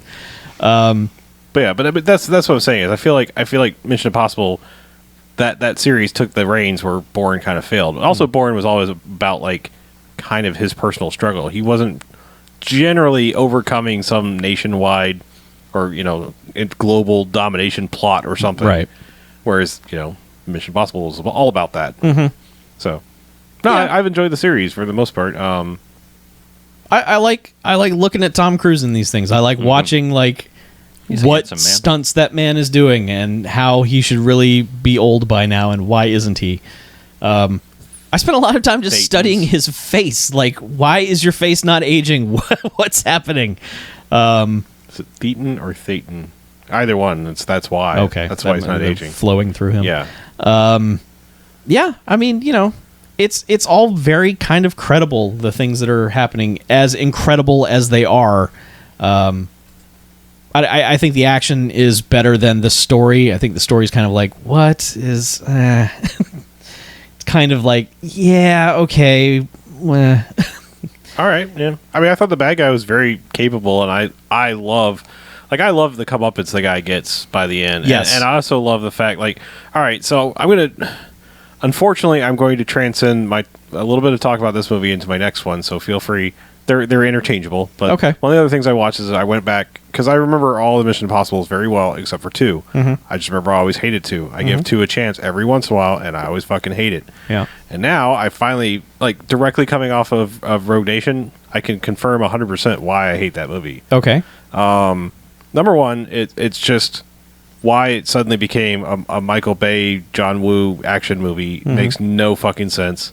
Because John Woo? Yes, but I don't understand like why why nobody tried to rein him in and say like, dude, this is a spy movie, not fucking Bad Boys 2 here. You know, they were trying to find. It's funny how completely different the first 3 Mission Impossibles are. Like, they might as well be 3 different film series. They're so different. Yeah, tonally, I mean, totally, like, sure, I suppose, but like, I mean, this is going to be the weirdest criticism because I mean, maybe I need to go back. I do remember some aspects of the first one getting under my skin a little bit, like this one, but one had it in some regards because the French lady, I can't remember her name, that was in the first one, like, is a little bit damsel in distressy at times. Yeah, but Thandie Newton in the second one, Jesus fucking Christ, does that piss me off. Yeah. Like, they bring her in, they're like, she's a badass, she's going to do all these things. Nope, we recruited her because she's the ex-girlfriend of the bad guy. Ha! I mean, that is so fucking egregious. And then they just, like, put her in, like, all these, like, help rescue me, I can't do anything situations for the rest of the movie. Mm-hmm. Compare that to Rogue Nation, where the lady is every bit as badass as Tom Cruise. Yeah. I mean, and it's just like, yes, like, I mean, I just feel like in these kind of series of movies, we have to be past this. I mean, I understand a situation like Night and Day works for me because she's just a regular person, right, caught up in this. Yep. So it's not the fact that she's a woman; it's because you are not trained to do any of this crazy flippy shit that I'm doing. I might as well be the Cameron Diaz character in that. Exactly. It's like, I don't know any of that. So like that's fine. Or like in Mission Impossible 3, when the fiance girlfriend gets involved, it's like, well, of course she's a damsel in distress. She can't do anything. She's just a regular person. Didn't even know he was a crazy super spy. But, like, I mean, at least you had, Felicity finally being a spy in Mission Impossible 3. So you had, I just say, like, going back and watching this, it's like, it's so from a different time. But, like, I don't know, just the way they treat her throughout that whole movie is so gross. Like, I don't disagree with you. They like, the only thing they give her, like, redemption-wise is, like, that she's pretty good at keeping her cover at times. Like, in the stress, she doesn't lose her shit, like, when it's stressful, like, when they're trying to pass messages and stuff, but otherwise, she's like, all right, I'll be here, come save me. Yeah. It's like, you're a goddamn cat burglar, you can escape. That should be your specialty. Yeah, getting in is that's just your kind of like getting thing. out, just... Yeah. I mean, it's kind of strange how short a period of time that was ago, but to have things be... mentalities be so drastically different that when you can go back and look at it and go, oh, God, just, this is straight up embarrassing. It is. I mean, like I said, I don't know. I just, like I said, I just find nothing really to like about the movie. I mean, I guess, like, there's a couple of shots that, like, look cool on paper, I think. Yeah. And, like, could look cool if they weren't, in, like, straight in that movie. Like, it just makes no sense to see Tom Cruise, like, with his... I mean, he's also, like, going that... Like, it was, like, semi-weird, kind of long hair Tom Cruise style. It's just... It was all of it's weird. Like... Yeah. His complete defying gravity at one point in time. Yeah, oh yeah, there's lots of gravity. He's like running face first towards a person and then like somehow reverse kicks and I'm like, all right, fucking wire foo, Jesus. Yeah. Yeah. I don't know. Still don't like Mission Impossible 2. That's probably never going to change. Okay. But yeah, the fifth one is good. Yes, it's solidly entertaining. It is, I mean, it is pretty much exactly what you want that movie to be. Yeah. Quippy at times and man, it's it always entertains me how Tom Cruise is kind of like the Jackie Chan of this period of time, to where he will be surprised that he didn't just die. Whatever stunt just happened, he will have this look on his face like, holy God, I'm still alive. I am the best, but how did I do that?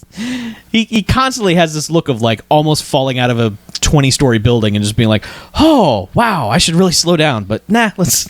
And what's all right, so the other thing that's weird is like, we saw basically superhero Tom Cruise in Mission Impossible 2. Yeah. I mean, he literally could not be killed or touched or anything. Right. And then like, he's still doing cool things by the new ones, but like, they decided to like turn up his hype team to 11 by now. The speech Alec Baldwin gives, who's not even on his side. Alec Baldwin gives a speech for Tom Cruise's character that is just the best. I mean, it is the best hype speech you've ever heard. I don't know. John Wick's was pretty good by the bad guy. It's similar level where he's destiny incarnate. He says. I mean, he's just like he's just warning another dude that Ethan Hunt is coming, and he's just like, that dude is destiny incarnate. He will fuck you up. Yep. And he's not even a fan. It's so strange. Yep. Yeah, just all the pieces fall right into place in that movie. I didn't have any problems with it. Yeah, and car chase. Wow, the car slash motorcycle chase that you see parts of in the trailer. Yeah, might have just it jumped probably at least in my top 10, if not top 5 best car chases of all time. pretty good car chase. A little bit of that I saw in the trailer actually looked really good. It has a that's really, something that really good sense of speed. Like that's something that's usually missing in a lot of car chases. Yeah. Yeah, I mean, I totally felt like Tom Cruise was in the Grand Prix. I mean, he was. I don't know. They're really good at putting him into situations and making it look like he is, flat out doing it.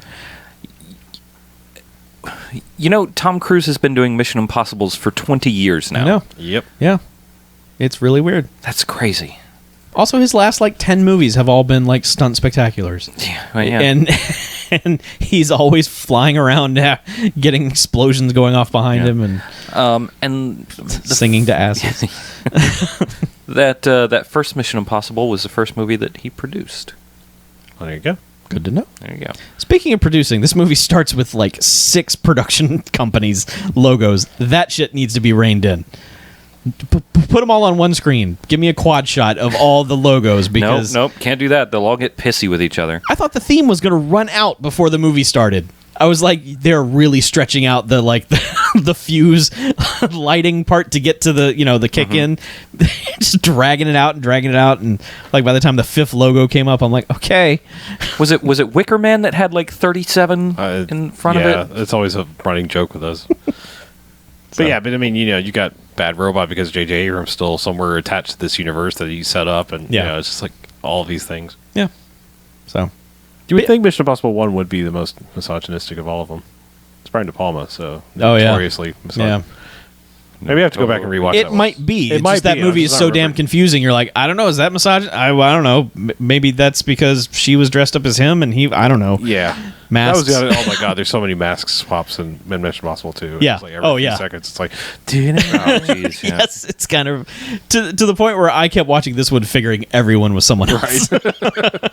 Yeah. So. But it's a strange year for the breakout female performances. Because Rebecca Ferguson, I'm assuming she's been in other things. This is the first time I've ever seen her. Yeah, I don't holy know. shit, who are you? I'm going to now see every movie you're in. And same thing with Alicia Vikander, I think you say the one that was in Ex Machina. Oh right. Who, she's been in a ton of foreign movies that I haven't seen. And it's like, okay, yeah, good first effort for mainstream breakthrough. Yeah. Yeah, movies are good, you guys. Yeah. Are they? Yeah. Huh. This summer in particular has been pretty good. I watched some others. What else did you watch? Speaking of summer. Uh-oh, what? Yeah. Huh? Oh, so are we segueing? I'm gonna segue. All right. Go ahead. Did you? I haven't done that yet. Okay. I have. Have you? I'm assuming what you're about to talk about. I know segues. Go talking about TV and film's Wet Hot American Summer, starring everyone in the fucking world. Well, I wasn't in them, but yeah, but you're not in the fucking world. Oh, yeah, you're just in the regular world. Oh, well, snap. That makes me sad. Yeah. Well, get used to it. It's not something you can't just graduate from regular world to fucking world. I'm sorry. Oh, okay. Well, I can't. It's right. Anyhow, Disney's Wet Hot American Summer. Right. I mean, yes. TV's. I mean, Netflix's Wet Hot American Summer. Mm-hmm. I mean, film's Wet Hot American Summer.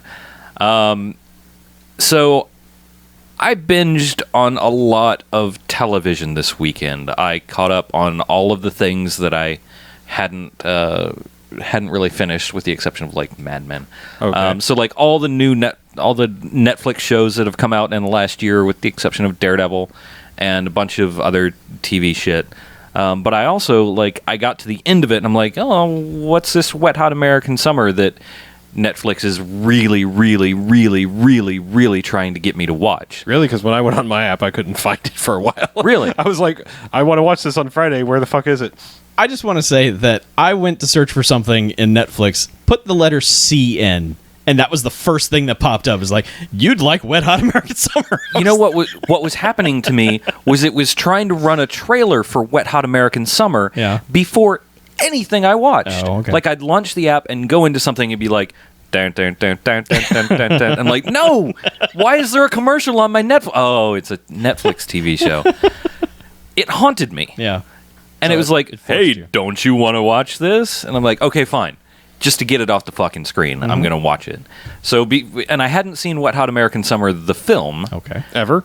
Oh, okay. Yeah. Right. So did you watch? I watched them I watched them in chronological order. Oh God, you prequel series and dumbass. Well, Why'd you do that? I didn't because I didn't know. All right. I had no idea until I watched this, and I'm like, wasn't that a movie? And then I looked it up, and I'm like, oh yes, it was a movie. All right, so I'll watch it I will now. probably never find anyone. How was it to do it that way? Weird. All right. But it's sort of like it follows well because you're like, oh, well, there's the guy that did that, and that's why these pieces are in place. And it didn't it felt a little forced. Like it did feel a little bit like they. Okay, I know that they did it this way, that they filmed the movie and then 10 years later did the TV series, but it felt like it did feel like they were a little bit out of sync. But and there was a bunch of shit that was forced. But it's also, to be fair, it's like 15 years. Yeah, 15, it's a while. What was it? 99? No, it was like I think it was 2001. So it's right at 15, I believe. Wow. Or close to it, So you marathoned it, Harlow? The 2001. Series. Yeah. So yeah. Okay. I've seen. I watched the whole series. I'd seen the movie before. I watched the whole series as well. Before y'all get too deep into it, I haven't watched it yet, but it's on my agenda. Okay. I was super let down with Arrested Development. Not really? necessarily with the content, but how it was like shots were green screened, and you could tell like that guy was only available for a day, and meanwhile Jeffrey Tambor was available like 24/7 for 4 months straight because he was in everything. Every scene. Yeah. Is there? Does this feel that way? It actually directly acknowledges it. Oh, okay. in maybe the best way possible. All right, super. Also, the fact that maybe their biggest star wasn't available for very long, so I was wondering about that. Took a portion to. Well, maybe. Well, I guess they have two big stars. Yeah. Now. Yeah. But one of them was like. I don't know if I want to spoil the joke. No, it's just, you've told me all I need to know. Okay. All right. There's a running joke about that specifically. Okay, good. Okay, fine. That's good. So, okay. Yep. Go on. Not having had the primer of the movie, it's kind of awkward. Like, a lot of stuff is like, what the fuck is going on in this world? Why the fuck is this what? What? To be fair, the movie was kind of like that. Like, why are these 35-year-old people playing? And then I kind of I looked at it. I'm like, okay, it's supposed to be a prequel. Now it's more like 48-year-old people. Yeah, that's right. Yeah, you're actually right. I'm 16. Well, they make a direct allusion to something like that. Amy Poehler's standing there going, "No, I'm only 16." Oh yeah. Towards the end.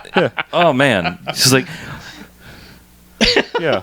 So it's funny, and it's one of those things that feels like a really weird sketch comedy routine that goes on for 6 hours. Yep, it kind of is. And then the movie feels like a weird sketch comedy routine that also goes on for 6 hours, even though it's only like an hour and a half. I will say, I think overall, I feel like personally the series was I enjoyed it more than the movie. I think there's something about long form. I mean, the ability to develop things over a long form tends to win out when you have competent people doing it. The movie felt like a nice at least for me, because I hadn't seen it. The movie felt like a nice sort of way to tie everything together. Like, this is why these jokes that they're alluding to from the future past are funny. And then there are things like Bradley Cooper and Michael Ian Black, with their characters. I'm like, oh yeah, obviously they're it spoiled that joke for me. Sure, but yeah. I knew their origin story at least, which is funny. They're very talented. Yeah, it's so weird though. It's like it's very much like doing some sort of very strange drug that ages people inconsistently. Again, a joke they make. Right. Right. Harlow, I think we need to hear your perspective because you Yeah. are watched it you are properly. in on the joke. You properly. I was in on the joke. I've been in on the joke for a while. I think the series is really good. Like, I mean, I still vastly prefer the movie, but that's just because I think, like, I don't know. Like, all right. You think the joke only works for an hour and a half as opposed to No. I just think it's like or doesn't work as I well? think the originality of the movie speaks higher than the comedy sequel thing of like we have to make allusions to the things we've done before. Granted, sometimes they do it really, really well. Like some of the jokes are really funny because of that. But then like I'm just generally a fan more of comedy that's original feeling, whereas like they're just like Not referencing. Yeah, not referencing something, that's technically in the future, or And I think that's the thing that makes some of that funny to me is that it's. No, don't get me wrong. I enjoyed the series a lot. I just, like I said, I think I just remember going back and like seeing the movie the first time. Like it is just so out there that like I was like, what the fuck? Like when they decided to go to town, that whole sequence. Was just like, that. And then they come back and it's like, well, that was a fun hour. How was it? It's really great to go into town, even if you just have an hour. Yeah. Yeah, I don't know. There's a lot of things about the movie that I really like. So The fact that they clipped through just one day, and as like in both the movie and the series, the amount of shit that happens in one day is just impossible, but also fucking ridiculous. yeah, Because they in the series they're casting like a Broadway play for the first day of summer camp. Like they're gonna do it's gonna be a Broadway musical. We're gonna do the entire thing from beginning to end. All the rehearsals, all the casting, all the costuming in one day, and they like recast the thing entirely halfway through the day, and it's ludicrous. It's somewhat similar to the talent show, but also completely different. they should watch it. Yeah, I'm totally gonna. Have you seen the movie? Right? Oh yeah, Okay, yeah. I love the movie. And it again was one of those things where it's like, oh, this is just going to be like a summer camp comedy, and you're like not expecting it to go all the places that it went. I did because I was a fan of the state. So Yeah, but I mean, like around that time, there were a lot of movies like that. There were just like these weird. It was like that was the hot thing for some reason to make summer camp movies. There were like 3 or 4 of them, and that one kind of got lumped in with it. So sure. But I do like David Wayne, so I think his sense of humor is on par with my sensibilities. So There's a really good joke that I almost want to spoil because it has absolutely nothing to do with the plot. It's just one of those great jokes of like pointing out movie stupid, I don't know, stereotypes in movies or things that people do all the time in a movie and no one questions it. Yeah. And they point it out and it's just like, yeah, that's always done. hint. She gives him a present, and I'm gonna spoil the fucking joke. Whatever. Like how people in movies they get a present and it's wrapped like a shoebox. right. So he like opens it and he like lifts it up and it's like a shoebox. He's like, that's a really weird way to wrap it. And he's like, it's good for multiple takes. Just kind of mumbles. That's Yeah. yeah. I must have missed that. Yeah, mumble, I'm just saying, so- like that's really good because That's a good joke. right. Who wraps presents like this? Yeah. So recommended, both of you. Yeah. You should probably watch it in the quote unquote correct order. Not the There's no other way I quote-unquote can has to, because yeah. I've seen the movie Right. already. That's so. that's not just for you, Oh, for the okay. Everyone. listeners. Hey, folks, Hey, do yourself a favor. pro tip. Yeah. Watch it in correct order, or watch it in release order, not chronological order. Gotcha. I guess the other thing, the mild thing that bothered me about the series per se is like it was kind of like you're kind of just like waiting for the next cameo sometimes because there's so many other people that decide Yeah. to join in the party. I guess. I mean, it just sometimes that can get a little old to me where it's just like I don't know. It's kind of Like, like this. who's Kind of this like gonna this. be? It was kind of like the Saturday Night Live specials where it's like, oh, they're not going to write their regular, funny sketches. It's going to be like, well, what about you, Mr. Hornswoggle, who walks in and he's like, ah, that's me, and I'm yeah. Exactly. Oh, look, it's TV's John Hamm. Yeah. Yeah. Is it spoilers to talk about somebody who's part of the cast? I don't know. Were they in the movie? Yes. Who? H. John Benjamin. Yeah, he was in the movie. It's a much smaller part. Yes, much smaller. Like that is one of the weirdest. Like that's the first time I've ever looked at his face because I didn't really want to know what his face looked like, and it was a surprise to me because they don't bill him like anywhere from first to like 30th. And he comes out, and it's the Archer / Bob voice. I'm like, what? Why did they dub H. John Benjamin's voice onto this guy? And that really threw me for a loop. That was so you've never seen him before? Never. Oh, okay. Absolutely never. And I never really wanted to because I like that voice looks like Sterling Archer or Bob. Or for us people that have been around a lot longer, a can of vegetables. Can of vegetables, right. But even then, his voice as the can of vegetables in the film is... I mean, obviously, it's 14 years ago, so his voice is a little bit different, but it's like different enough that you might not... Like, if you're not paying attention, you wouldn't notice it. And I didn't see him in the credits, either, in the film. Oh, it was definitely him. I remember one of the last times I know it's him. Well, like, last time I went back and watched the movie after Archer, I was like, oh, hey, I didn't remember that was him. Okay. Yeah. Like, I know it's him because he has, even though it's different, it's distinct. But he's not billed as, he's not even in the cast list. It's probably on IMDb, but I didn't look there. But it was a really weird thing, and I'm like, what the... Who? What? Yeah. Why is H. John Benjamin in this? Why is his face in? Get your face out of here. I've never seen him on... Well, I might have. I mean, but... you should really check out IMDb. Right, I've heard it's of that got a site. list of things that you might go, oh, yeah. That's weird. Well, I don't remember hearing that voice. Like, Gotcha. Like I said, the voice is distinct from me, so... but it's weird that... It was weird to me that they had his face in there, and I'm like, why? Yeah.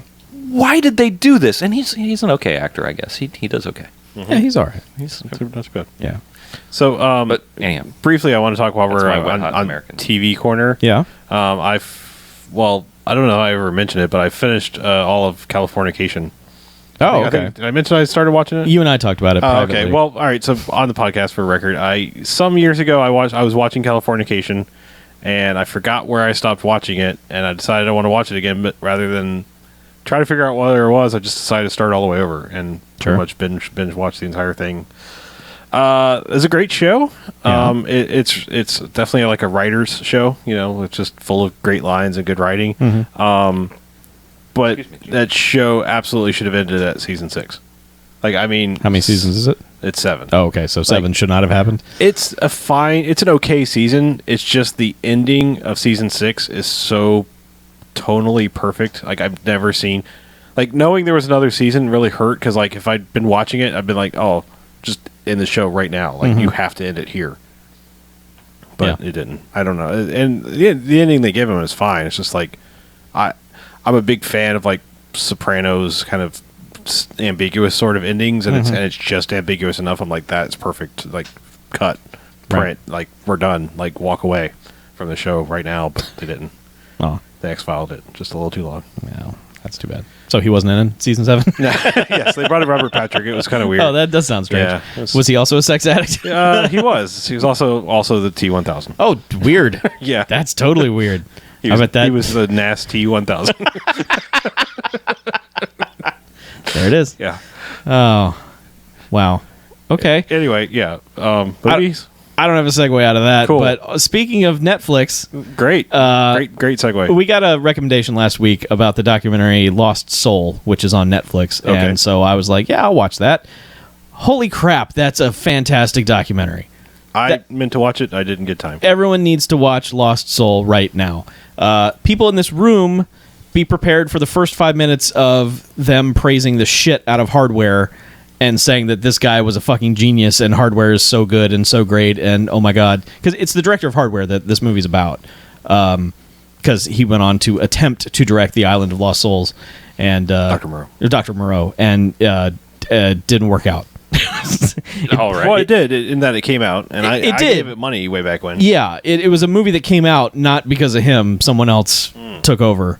Man, just I like a good deconstruction of a film production story. I mean, it's up there with the Terry Gilliam, hamster wheel one.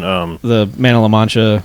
Oh, that one. Yeah. Oh, yeah, Lost in La Mancha. Yes, that I thought you were talking about the hamster factory. No, I mean that's a great. That's just a great documentary about how movies get made. Yeah, this is a great documentary about how not to make a movie. Sure. It's just one of those things where everything that could go wrong did, and it just kept piling on top of it. Just it's unbelievable. And there's hundreds of stories like this, but as this thing is so comprehensive in terms of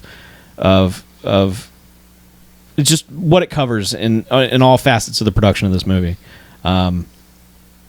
it's fascinating, and it's just a great watch. So. All right, I will definitely check it out. Cool.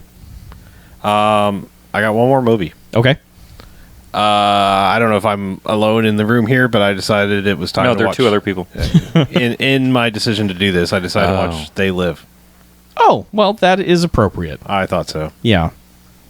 It's been just long enough that it's one of those movies I've seen it enough times that I know it, but it's one of those things where I let it go just long enough where it was things were new-ish feeling. I don't know if that the smaller details. Yeah, smaller details are I kind of forgot that this happened. I forgot this was in there, and right. little things, and it was great fun again. Yeah, that is just such a great movie. You ever read the trivia about the fight scene? Mm-mm. About basically that was supposed to be about a 20-second fight, and basically Piper and Keith David went off and choreographed that whole thing themselves. Wow. And I mean, granted, this could be total Piper kayfabe kind of thing, but they said that all the hits that weren't face or crotch were real. They were really fucking fighting. That's why it looked so good. Wow. I mean, that had to have taken weeks. Yeah. Well, I mean, planning. They went off Yeah. and basically came back and had it all staged and did it in one or two takes. Oh, and wow. Then, okay. And Carpenter was yeah, we're putting the whole thing in. Yeah. That was amazing. There's nothing like the first time you see that movie, because when that fight scene keeps going and keeps going and keeps going, you're like, wow, this is unbelievable that this is happening. This is unlike anything ever. Yeah. Yeah. So no, I wanted to go back and watch it, for obvious reasons, but yeah, I'm glad it holds up. It's a bummer that the event that was supposed to happen here locally isn't going to happen, but yeah. Yeah, that just sucks. So, yeah, boo. Yes, boo indeed. So, Pretty but I think Roddy Piper is well represented here on the show. Yeah, we've done what 3. How Comes to Frogtown? Back in Action. And I want to say there was one other one. I don't know. He was in Body Slam, wasn't he? Oh yeah, I guess he was. Wasn't he? Yeah. Okay. Yeah. So. Yeah, wow. That seems so long ago. I know. I mean, I wasn't even here. I'm just going on memory of looking at the list. No, you're right. Yeah. So. Huh. Yeah. I mean, we're going to hit that point where I've said this before. We're going to hit that point where it's going to be every week. We're going to be doing this. Yeah. I know, it sucks. So, anyway. Thanks, Roddy Piper. Happier things. Okay. Let's do some listener correspondence. Yeah. All right. I have where do we start? Where do we start? I have a couple different. We have 3 different methods of correspondence. We have an email, which, for those of you not familiar, it's an electronic mail. What? It's like a letter, but instead of the U.S. Postal Service, you send it through the computer. I don't know about that. It's incredible. If you're skeptical about that, we also have. I think they're going to start charging postage for emails. I bet they will. Oh, Mom. No. Here's the links to this website called Snopes. If you're skeptical about electronic mail, I am. We also have a physical piece of mail. Let's start with real honest to goddamn letter. Let's start with that. Because you know what? I can trust the thing I can see in front of me. That's Okay. right. Yes. It's very trustworthy. I think this is the first actual letter we've received. It's not. People have typed things inside of other. We've had messages with GIFs, but we haven't received a something that was just solely intended to be a letter. Sure. Great. It reads. This is from Scott 2. It is. It reads, "Greetings, Casties. Years ago, when I first discovered the BMFcast, I wrote in and recommended a movie I thought you'd enjoy, but unfortunately was never released on DVD in the U.S. Thanks to the interwebs, ... I found a copy and thought it would make a nice belated studio-warming gift for you guys, rather than the more obvious space heater or firewood. The movie is The Soldier from 1982 and stars Ken Wall. Originally, I figured you'd enjoy it for things like stuff getting blown up by rocket launchers, people on fire, spaghetti sauce squibs, assassins on snow keys, and the car chase with a Porsche 911, with a stunt I don't want to spoil. I thought you also might appreciate the 87-minute runtime and the cameos by Klaus Kinski, Jeffrey Jones, and a very young Joaquim de Almeida, who you might remember as the bad guy in Fast 5. What I didn't know at the time is that this movie also has 3 BMFcast alums. Director James Glickenhaus, who did McBain, Peter Hooton, who played Doctor Strange, and the one and only Steve James! Oh, shit. I think this is definitely BMFcast worthy, but I hope you guys give it a look either way. On that note, I should get going. I just shrunk my own soldier uniform in the wash, and now I'm a little fatigued. Scott 2 dismissed. Technically printed on a loose cannon because the printer stand has a wobbly leg. Fuck. A little fatigued. Man. Jokes. So I've now thrown that into the sun. Please don't. I have notes on the back of that. No, that was actually great job, Scott. Good job, Scott. Thank you. Appreciate the gift and the jokes. So it did come with a gift. It did. yes, the movie, which we will watch at some Here, point. plug it in the computer. Baby Look Steve around. James. See if there's anything. See if he stuck any porn on there. Oh, put it in my... Yeah, put it in there. I've seen this in movies. This is how they get your identity. Yeah, that's why I was saying put it on yours. Whatever. Oh, no, that's Windows 10. You're going to share my Wi-Fi password? No! No, I turned that off. Okay, good. I also have no contacts. Ooh. Removable disk D. This is to be cut. We're just... Really? Yeah. I was just going to leave this in. Were you? Because it's so good. Nope, that's all it is The Soldier. It's an MKV Soldier file and an M4V file. Soldier. Oh, those are pretty good. Yeah, we can deal with those. Yeah. We can deal have with the means. modern formats. Yeah. I mean, I don't... What do these file formats mean? I don't know. Ejecto Patronum.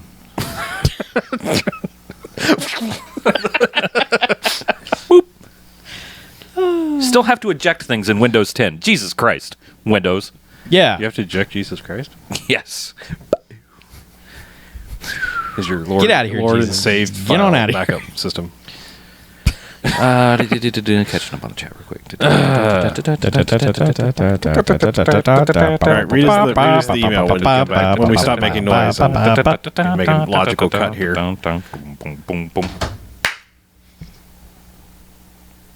Hey, why don't you read us that electronic mail next? Are you sure you trust electronic mail? Not really, but All right, well- I trust you.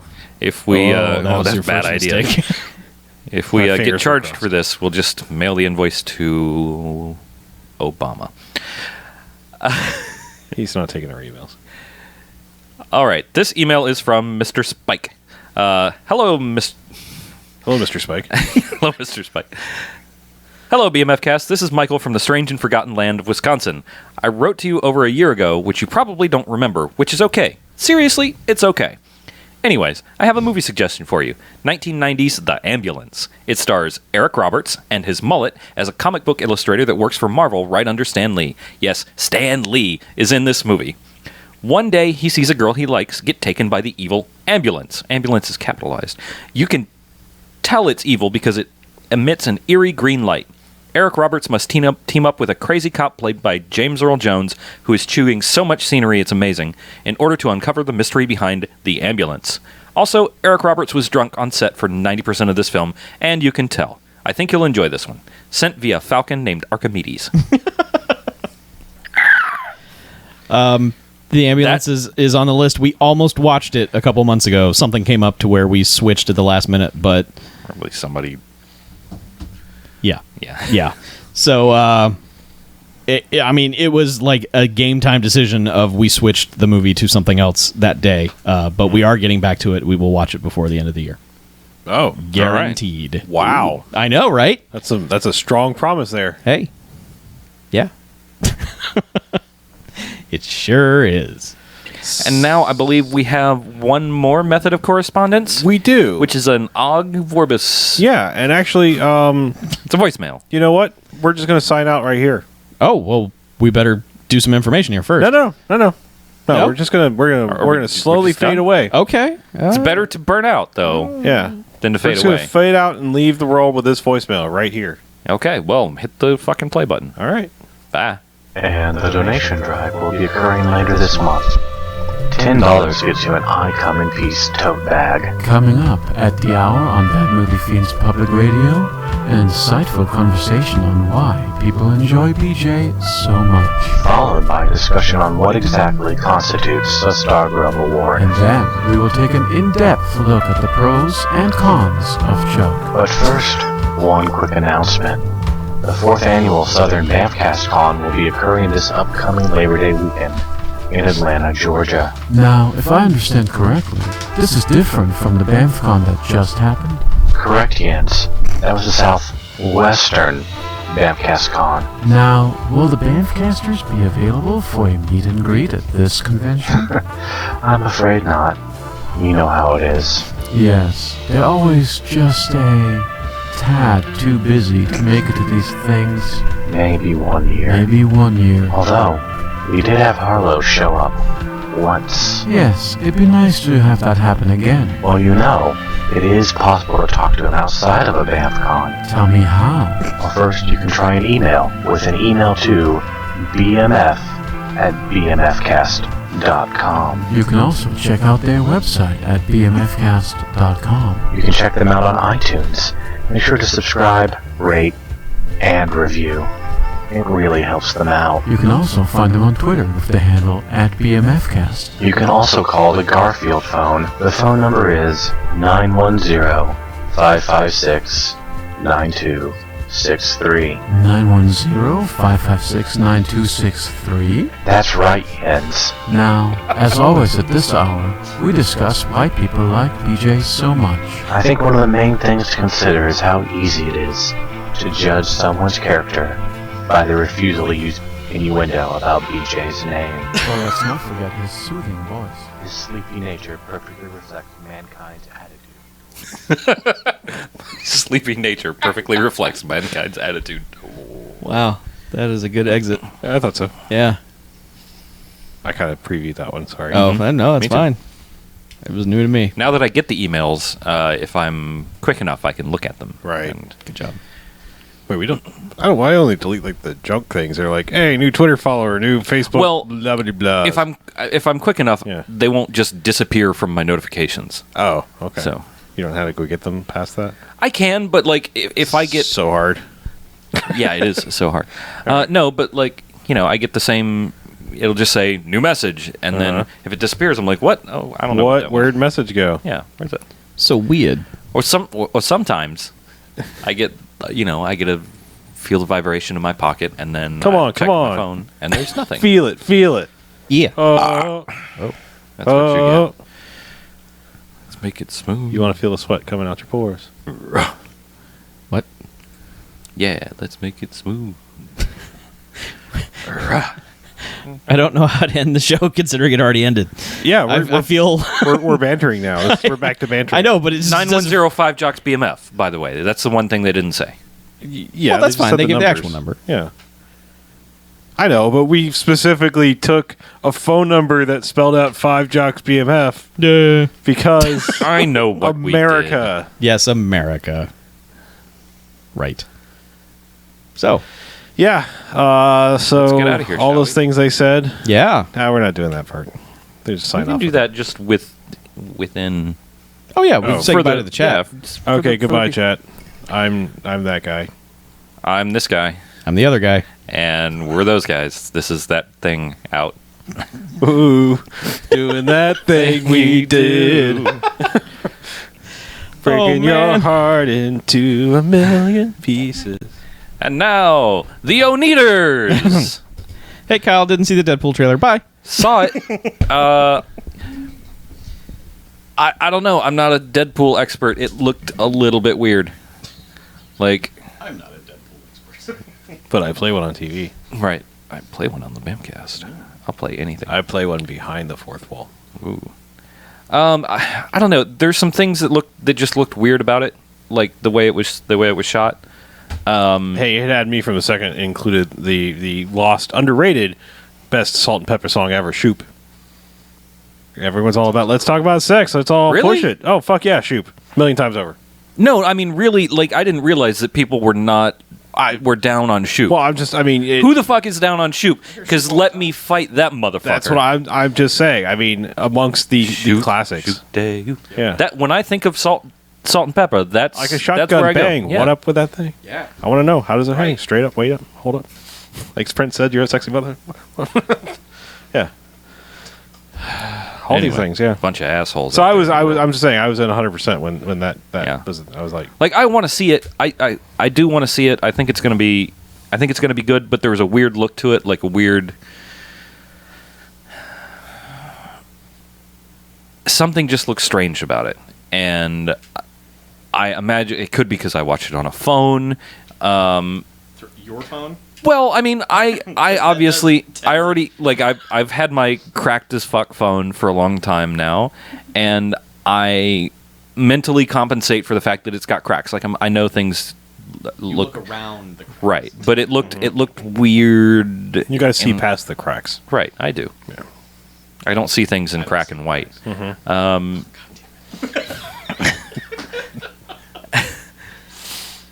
But anyhow, it just looked something about the way it was shot looked a little funky to me.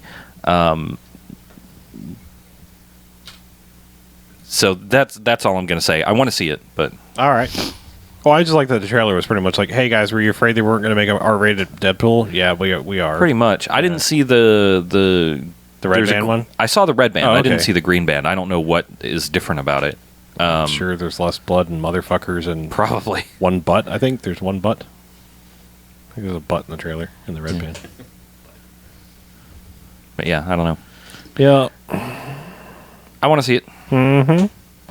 So there's her thoughts. And that's our thoughts, our closing thoughts, our final thoughts, like Jerry. Apparently, it earned Conan a TVM rating Conan.